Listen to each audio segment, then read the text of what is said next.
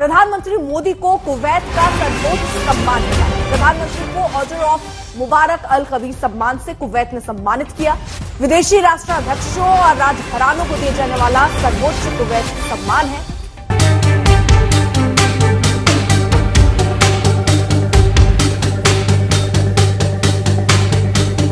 Kuwait की तरफ से भारतीय प्राइम मिनिस्टर नरेंद्र मोदी साहब को दी हाईएस्ट सिविलियन अवार्ड से नवाजा गया है। PM Modi gets the highest civilian award from Kuwait और वो अवार्ड है मुबारक अल कबीर। मुल्क डॉलर पे चढ़ते हैं, मुल्क रिलेशनशिप पे और personal interest, shared mutual interest पे चलते हैं। अब आज की तारीख में जितने भी मुस्लिम मुल्क हैं, अमीर मुस्लिम मुल्क, सब ने मोदी जी को बोल रखा है कि highest civilian award, highest civilian award. क्यों? क्योंकि आपको कॉमनैलिटी ढूंढनी है ना भाई प्रोड्यूसर। पाकिस्तान ने क्या कॉमनैलिटी ढूंढी कि ऐसे भी मुसलमान थे तो से भी मुसलमान, यही ढूंढा पाकिस्तान ने। अब उसका चाम खत्म हो गया। हजारों बार हज किए हुए लोग हैं, वो आज मोदी जी के लिए सर झुका करके अपनी पलके बिछा करके कुवैत में खड़े हुए थे और मोदी मोदी के नारे लगाए जा रहे थे, भारत माता की जय के नारे लगाए जा रहे थे, हमारा तिरंगा झंडा सर्वप्रथम रखा गया था। और ये बात याद रखिएगा कि मोदी साहब को ये जो अवार्ड दिया गया है, the order of Mubarak Al Kabir, a knighthood distinction, ये रॉयल फैमिली मेंबर्स को दिया जाता है। तो मोदी साहब के पास 20 से ज्यादा इंटरनेशनल अवार्ड्स हो चुके हैं। अगर हम बात करें नेबर इंडिया की, तो वो उनके प्राइम मिनिस्टर कुवैत विजिट पे गए हैं, अपने यहाँ के डिफेंस की डील और बहुत कुछ मतलब नए प्रोजेक्ट लेके जाने वाले हैं। क्या कहना चाहेंगे? जी बिल्कुल सही आपने बताया कि प्राइम मिनिस्टर नरेंद्र मोदी इस टाइम कुवैत में मौजूद हैं। अच्छा। और डिफेंस की जो डील्स हो रही है इसके ऊपर हो रही है बात सारी। जी दोस्तों, बगैर उधर जाने से पहले मैं बता दूं कि मोदी साहब को जो कुवैत का सबसे हाईएस्ट अवार्ड मिला है, तो वो इंडिया की, मैं कहता हूँ उसने इंडिया के जो पीएम है ना, उनके पास अब 20 से ज़्यादा इंटरनेशनल अवार्ड्स हो चुके हैं। तो ये बड़ी अमेजिंग बात है कि कोई किसी भी देश का पीएम हो, उसके पास इतने अवार्ड हों, ये बड़ी खुशाइन बात होती है उस देश के लिए। और ये चीज़ दर्शाती है कि इंडिया के पीएम को वर्ल्ड में कितनी ज़्यादा अहमियत दी जाती है, कितनी सराहना की जाती है। और इसके साथ साथ एक और भी मसला है कि जो इंडिया है वो इस टाइम बहुत ज़्यादा पावर में। तो बड़ी अमेजिंग वीडियो है, तो पहले वीडियो देखें, बाकी बातें बाद में करते हैं। सबसे बड़ी खबर ये है, ब्रेकिंग न्यूज़ इस वक्त इंडियन मीडिया और इंटरनेशनल मीडिया पर यह चल रही है कि कुवैत की तरफ से भारतीय प्राइम मिनिस्टर नरेंद्र मोदी साहब को दी हाईएस्ट सिविलियन अवार्ड से नवाजा गया है। PM Modi gets the highest civilian award from Kuwait और वो अवार्ड है Mubarak Al Kabeer. The order of Mubarak Al Kabir, a knighthood distinction, जो दी गया है पीएम मोदी को। और ये बात याद रखिएगा कि मोदी साहब को ये जो अवार्ड दिया गया है, the order of Mubarak Al Kabir, a knighthood distinction, ये रॉयल फैमिली मेंबर्स को दिया जाता है। तो मोदी साहब के पास 20 से ज्यादा इंटरनेशनल अवार्ड्स हो चुके हैं। 20 इंटरनेशनल अवार्ड्स इंडिया के करंट प्राइम मिनिस्टर्स को मिल चुके हैं अब तक। वो कहते हैं कि जिसको खुदा, भगवान या ये कायनात, यूनिवर्स नवाजे और अवार्ड पर अवार्ड दे रही हो तो उसकी इज्जत, यानी जिसको इज्जत मिले उसकी इज्जत करनी चाहिए। भाई ऐसी ज़बरदस्त पॉपुलैरिटी, ऐसी इज्जत और ऐसी रिस्पेक्ट, इतने अवार्ड्स किसी प्राइम मिनिस्टर को मिलते हुए मैंने नहीं देखे। मैं आपके सामने अभी लिस्ट रखूंगी जो जो अवार्ड्स मोदी साहब हासिल कर चुके हैं, लेकिन अभी हम बात करेंगे इस अवार्ड की। इसके ऊपर उन्होंने, नरेंद्र मोदी साहब ने ये अवार्ड डेडिकेट किया अपनी आवाम को, अपनी नेशन को, इंडिया को। उन्होंने कहा कि मैं ये अपना अवार्ड डेडिकेट करता हूँ अपनी नेशन को, अपने लोगों को, पब्लिक को। तो भारतीय आवाम को, भारतीय पब्लिक को उन्होंने ये अवार्ड दिया। उन्होंने कहा कि ये जो उनको मिला है ये एक्चुअली उनकी पब्लिक के लिए है। ऑब्वियसली जाहिर है कि वो 1.5 अरब से ज़्यादा आबादी के प्राइम मिनिस्टर हैं, तो उनकी पॉपुलेशन को ही मिला ना। उनको अगर मिला, उनके लिए फ़ख्र की बात है। तो भाई उम्मा का चुम्मा मिल गया है इंडिया के प्राइम मिनिस्टर को। वो सारे उम्मा के सारे चुम्मे जो है ना वो उसी तरफ जा रहे हैं। ये हो क्या रहा है भाई? ये तो बड़ी कर पड़ गई होगी कि ये क्या हो रहा है। देखें, ये उम्मा का जो बात की जाती है, मोहब्बत और प्यार उमड़ उमड़ के मोदी साहब की तरफ जाता है। तो इसीलिए हम कहा करते हैं कि वो जो कभी कहते थे ना कि जी ये वो मुसलमान मुसलमान भाई भाई, अस्सी भी मुसलमान थे तुसी भी मुसलमान हैं, ये वो दौर ही नहीं रहा। ये दौर नहीं रहा भाई। अब ये दौर है इकोनॉमी का, ये दौर है ताकतों का, ये दौर है अपने आप को ऐसा बनाकर दिखाने का कि लोग आपकी इज्जत करें। अच्छा, मैं आपको ये बात बताऊं, मुझे इस खबर का इंतज़ार था, मुझे ये इल्म था। अब आप कहेंगे कि क्या मुझे कुवैत की गवर्नमेंट ने बता दिया था? नहीं, ऐसी कोई बात नहीं है। लेकिन क्योंकि मोदी साहब जहां जिस कंट्री में भी जा रहे हैं वो अवार्ड लिए बगैर वापस ही नहीं आते। मोदी जी के आने के बाद क्या चेंज हुआ मैं आपको बताता हूं। मोदी जी के आने के बाद ये चेंज हुआ कि ही सेड कि इसको, ये जो गठबंधन है इनका, इसको कैसे आप भंग कर सकते हैं, कैसे तोड़ सकते हैं।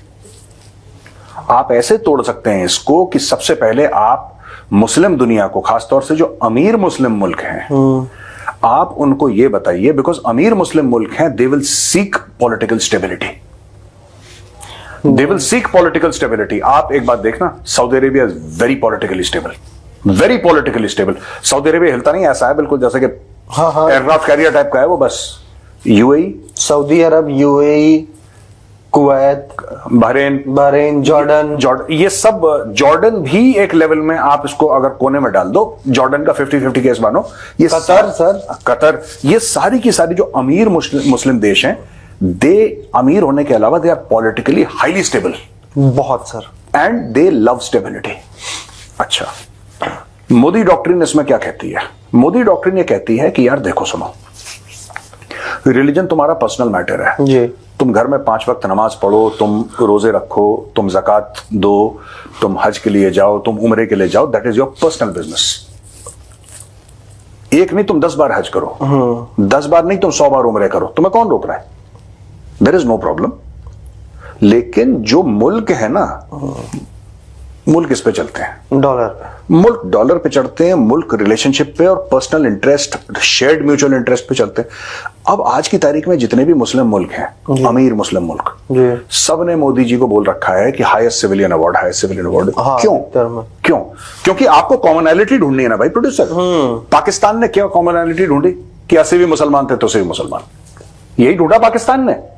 अब उसका चार्म खत्म हो गया, और पाकिस्तानी इतने शॉर्ट साइटेड हैं उनके फॉरेन ऑफिस वाले, उनको ये पता था कि 80 भी मुसलमान तुसी भी मुसलमान। ये 1971 में फेल हो गया था, क्योंकि बांग्लादेश एक अलग टेस्ट केस है दुनिया की हिस्ट्री में कि east Pakistan was the majority.